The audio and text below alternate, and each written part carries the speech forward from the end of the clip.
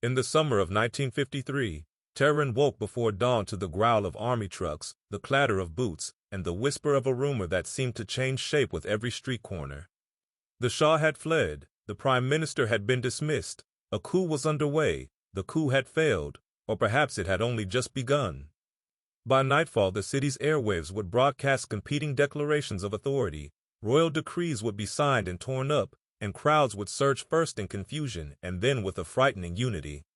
At the center of the storm stood Mohammad Mossadegh, an aristocrat turned nationalist who had vowed to reclaim Iran's oil from foreign hands, and a web of operatives, British and American, royalist and clerical, merchant and military, who believed that removing him was the only way to restore order, protect interests, and keep the country out of the orbit of Moscow.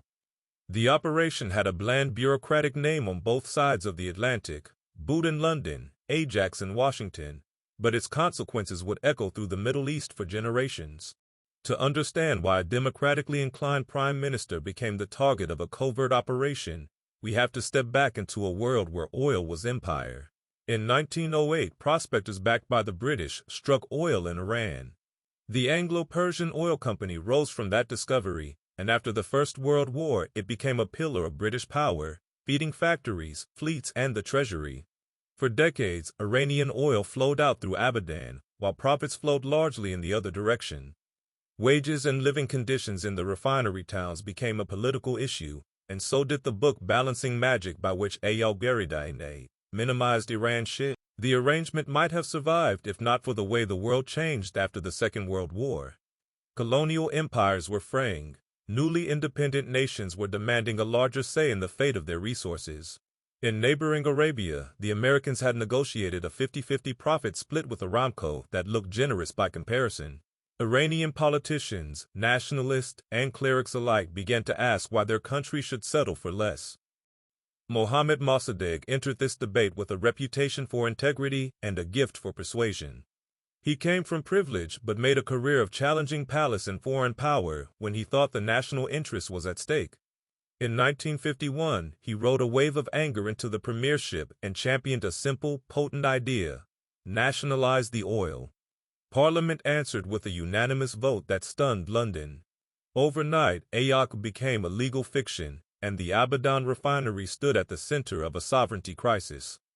Britain responded with sanctions and a worldwide boycott, using its commercial leverage to choke off tanker insurance and refinery spare parts. It challenged Iran at the World Court and sought to isolate Mossadegh diplomatically. The standoff hardened positions at home. To his supporters, Mossadegh became the moral face of independence. To his critics, he looked like an idealist steering the country toward bankruptcy and chaos. The Shah, Mohammad Reza Pahlavi, watched warily as the prime minister's popularity swelled and then eroded under the weight of a collapsing economy. The Cold War gave every domestic argument an international shadow. In Washington, officials admired Mossadegh's courage and loathed the British monopoly, but they feared instability most of all. The Today Party, Iran's well-organized communists, had grown in influence through unions and street demonstrations. The Kremlin had made previous plays for northern Iran and still watched the region with hungry eyes. American diplomats tried to broker a compromise, compensate the British, reopen the refinery, keep the Soviets at bay. Talks failed. Sanctions bit deeper. Mossadegh dismissed parliament, ruled by decree to keep the state functioning, and leaned into plebiscites that his opponents called theatrics. By late 1952, Britain concluded that persuasion would not restore its interests. MI6 dusted off contacts among royalists, merchants, clerics, and military officers and drafted a plan to remove the prime minister. The United States was initially reluctant, but the post-Stalin transition in Moscow and the Korean War's fresh scars shifted the calculus. In early 1953, the Dulles brothers, John Foster at State and Allen at CIA, were in office and receptive to arguments that Iran was tipping toward crisis. A joint enterprise took shape. The outlines of the plan were both simple and audacious. Convince the Shah to issue a royal decree dismissing Mossadegh and naming a new prime minister, General Fazlollah Zahedi, a tough officer with ties to royalists and grudges against the current government. Use friendly newspapers, clergy, and street organizers to undermine Mossadegh's legitimacy and to frame the issue as one of loyalty to the throne and faith rather than payments to a foreign company. Stir anxieties about communism to draw the middle classes and bazaars into the anti-Mossadegh camp. Secure the cooperation of key military and police units so that when the moment came they would control intersections, radio stations, and government buildings, and build fail-safes including the ability to claim that a communist plot was unfolding and that the army had stepped in to save the nation. Money would grease the gears, propagandists would write the headlines, spies with long resumes in Tehran would keep nervous allies on track. Kermit Roosevelt, the CIA's Middle East hand, slipped into Tehran in July 1953 to manage the operation on the ground. He found a city humming with gossip and fear, a prime minister who still inspired devotion but whose coalition had frayed, and a Shah who vacillated between engagement and flight. The Rashidian brothers, well-connected fixers with MI6 ties, organized paid crowds and courted newspaper editors.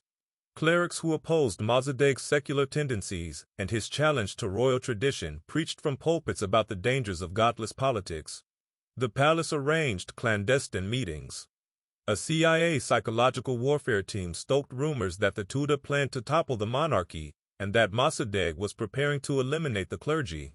Each piece alone might have failed. Together they created the impression that the ground was shifting under the prime minister's feet. The plan's first act came on the night of August 15th. Royalist officers moved to arrest Mossadegh at his home under the authority of a royal decree. But the prime minister had been tipped off. Loyal guards stood ready. The arrest party was seized, the plot exposed, and within hours the newspapers declared that a coup had been foiled. The Shah panicked, boarded a plane, and fled to Baghdad and then to Rome. Mossadegh appeared to have won.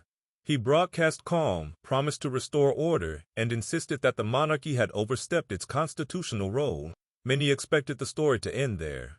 But coups have a way of stumbling before they run, and Tehran streets were not done with their theater. Roosevelt and his Iranian allies regrouped fast. They doubled down on propaganda, telling a different story. That Mossadegh had defied the Shah and trampled the Constitution, that he meant to clear the way for the Tudeh, that chaos would follow unless patriots acted. They paid newspaper editors to publish editorials predicting the end of religion and respect for property. They hired toughs from the underworld to pose as communists and to smash storefronts, a pantomime of disorder designed to terrify shopkeepers. Clerics who distrusted Mossadegh called for demonstrations in defense of the throne. The Rashidians rallied pro-Shah crowds to meet these performances, ensuring that images of violence would have a ready-made, righteous response. Fear and hope braided themselves into a new momentum. On August 19th, the city reached its breaking point. Pro-Shah crowds gathered early, first tentatively, then with purpose, carrying portraits of the monarch and shouting slogans that cast the crisis as a struggle for faith and nation. Police units that had stayed neutral on the 15th joined the marchers, and some army officers brought armored cars into the streets. The whirlpool of rumors spun faster. Mossadegh had fled, Mossadegh had surrendered, Mossadegh had ordered the army to fire on citizens. Crowds surged towards symbols of power, the radio station, the Tehran municipality, the parliament building. At the prime minister's residence, loyal guards tried to hold the line as shells and machine gun rounds tore through trees and walls. By late afternoon, resistance crumbled. Mossadegh escaped over a garden wall and later surrendered to authorities. Zahedi emerged from hiding to claim the premiership. The Shah, peering at telegrams in his Roman hotel, found the courage to return. In the public narrative that followed, the palace and its new prime minister spoke of constitutional rectitude and the restoration of order. The underground narrative told among operatives was more practical. The money had moved, the editors had printed, the right officers had chosen the winning side at the right hour, and the neutral had become supporters once victory looked certain. For many Iranians who supported nationalization, the day tasted like betrayal. For others who feared disorder or communism, it felt like a reprieve. For the British, it meant a path back to the oil fields, though not to the monopoly they had once enjoyed. For the Americans, it looked like a success in the global contest with Moscow and a way to stabilize a crucial country on the southern rim of the Soviet Union. The aftermath was as important as the day itself. Mossadegh was tried for treason, his sentence commuted to house arrest, and he spent the rest of his life planting trees and receiving visitors under watch. The oil industry was restructured under an international consortium that included American, British, Dutch, and French interests, along with a nominally Iranian company. Revenues improved on paper and production resumed, but the essential lesson many Iranians drew was that foreign powers had once again dictated terms. The Shah, restored to the center of politics, began to rule with growing confidence. He launched programs of modernization and land reform that he presented as a white revolution, a leap into prosperity, literacy, and health. He also built a security state. SAVAK, the intelligence and internal security organization created with American and Israeli advice, grew into a feared instrument that tracked dissidents, censored publications, and broke underground networks. The Today was suppressed with a thoroughness that impressed Washington and terrified the opposition. The story of Operation Ajax would have been a footnote if it had ended there. But interventions do not vanish once parades pass. In the 1960s, discontent over inequality, authoritarian rule, and cultural upheaval boiled up again. Clerics who had opposed Mossadegh for challenging royal tradition now opposed the Shah for challenging theirs. Among them was a fiery preacher named Ruhollah Khomeini. When he criticized the regime's alliance with the West, he was exiled, first to Najaf and later to Paris, where cassette tapes of his sermons circulated back into Iran. In the 1970s, oil wealth flooded the state, but the distribution of that wealth and the corruption that accompanied it stoked anger. The security apparatus tightened its grip, which only deepened resentment. In 1979, the floodgates opened. Strikes and mass demonstrations toppled the monarchy. Khomeini returned to Tehran to a reception more fervent than any royal procession. A revolutionary state rose in place of the Shah's government, and with it came a storm of reckoning with the past. The hostage crisis that year turned American-Iranian hostility into a daily spectacle.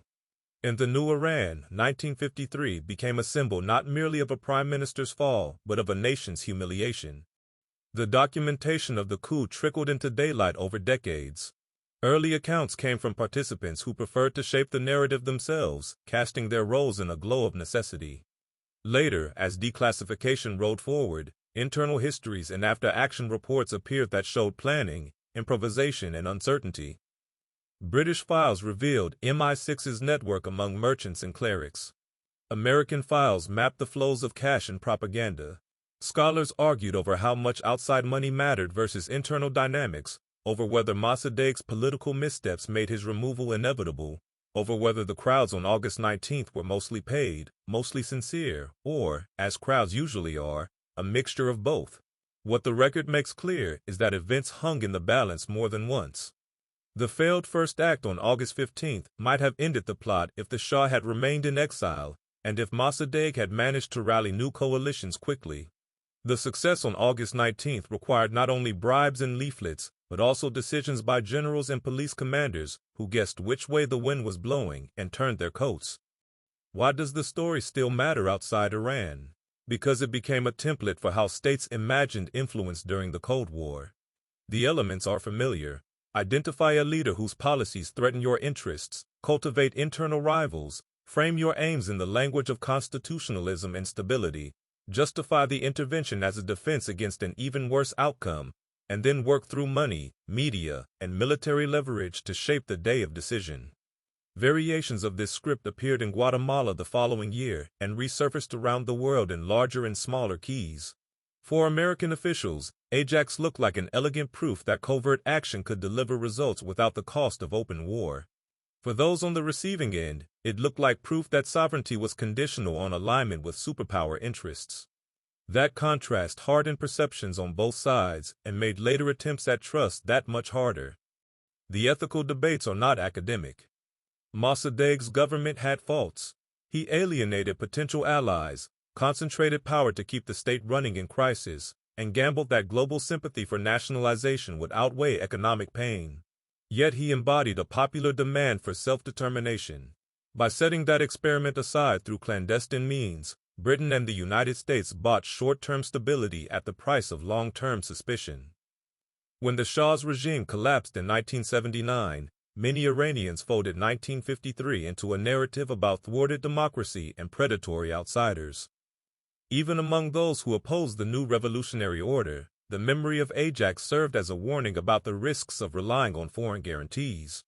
In Washington, some veterans of the era later admitted that success had made officials overconfident in covert tools.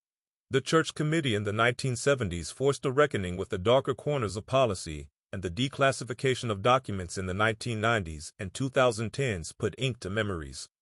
There are also quieter lessons embedded in the details. Propaganda worked in part because it played to existing fears. The paid mobs that smashed windows dressed as communists did not invent the public's anxiety about the today, they amplified it. Clerics could be persuaded to condemn Mossadegh not because they were puppets, but because some already disliked his secular reforms and his sidelining of traditional authority. Military officers changed sides because they worried about their careers and the future of the army as an institution. Politics is always a mosaic of motives. Covert operations succeed when they align money and messaging with currents already flowing under the surface. They fail when they misread those currents or when the target has the agility and legitimacy to turn them back. For many viewers, the human story carries the most weight. Imagine Mossadegh after the fall, a proud man in a simple house in Ahmadabad, reading newspapers that denounced him as a traitor and receiving visitors who still called him the father of nationalization. Imagine the Shah on his return, buoyed by crowds and foreign praise, telling himself that he could now modernize without the messy compromise of parliamentary politics. Imagine the shopkeepers who shuttered their stalls on August 19th and counted the day's losses, relieved that looters had not returned, uncertain what it meant for their sons. Imagine the CIA case officers who slid their coded reports into diplomatic pouches and the MI6 station men who exhaled after weeks of tension, telling each other that they had saved Iran from a worse fate. History rarely offers a neat verdict for all its characters, but it asks us to look plainly at what they did and what followed. Operation Ajax did not begin the struggle for Iranian sovereignty, and it did not end it. It was one dramatic turn in a long arc that stretched from the first oil concessions to the modern disputes over nuclear policy and sanctions. It revealed the power of narratives about nation, religion, law, and fear to move people into the streets and officers into their tanks. It showed that a democratic mandate can be fragile when institutions are young and when economic pain erodes legitimacy. And it demonstrated that in the age of the Cold War, local conflicts were almost never only local. External actors read their own priorities into domestic quarrels and acted with the confidence that the future would vindicate them. Sometimes it did, often it did not. If we bring the camera close for a final time, the scene returns to Tehran in August 1953. On that last afternoon, the radio station falls, the new prime minister announces his authority, and the palace declares a return to normalcy. But in the quieter rooms beyond the microphones, a different set of facts are being written into ledgers. Money spent on headlines and hired crowds is counted, the names of useful colonels are underlined, the limits of a popular movement without deep institutional roots are discussed. Outside, the streets are littered with torn placards, spent cartridges, and broken glass. Some embrace and celebrate. Others take down portraits and store them in drawers. A few write in their diaries that a line has been crossed and that someday there will be a reckoning. They are all right in their way. The coup that changed the Middle East did so not only by replacing one government with another, but by inscribing distrust in the political DNA of a region. It is a story of oil and propaganda, of courage and miscalculation, of the seduction of quick solutions and the stubborn return of unintended consequences. And it is a reminder that the most decisive acts in international affairs are often carried out not in the glare of parliaments or the roar of armies, but in the shadowed spaces where rumors are minted, envelopes are passed, and fates are quietly sealed.